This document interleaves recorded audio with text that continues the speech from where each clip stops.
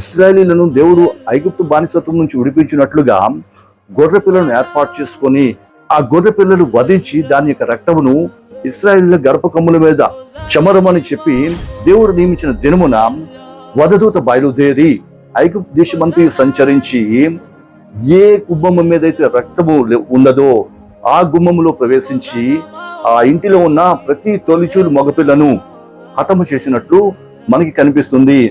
ఇక్కడ గొర్రెపిల్ల రక్తపు గుర్తు అన్నది కృపకు గుర్తుగా కనబడుతుంది. ఇదే విధముగా నేటి లోకము కూడా పాపపు బానిసత్వమును అనుభవిస్తూ విడుదల కొరకు ఎదురు చూచుచుండగా ఆ బానిసత్వము నుంచి విడిపించుటకు గాను దేవుని కుమారుడని యేసుక్రీస్తే గొర్రె పిల్లగా వచ్చి సర్వమానవాళి కొరకు శిలువపై మరణించాడు. ఇప్పుడు ఎందరైతే క్రీస్తుని అంగీకరిస్తారో వారందరూ క్రీస్తు రక్తంలో కడగబడిన వారే నీతిమంతులుగా ఎంచబడుతున్నారు.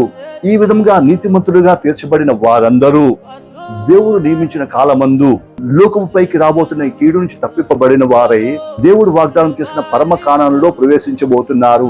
ఇది లోకములో పాపముల నుంచి విడుదల కొరకు, నాశనం నుంచి విమోచన కొరకు ఎదురు చూచున్న మానవాళి కొరకు దేవుడు నియమించిన వాగ్దానము.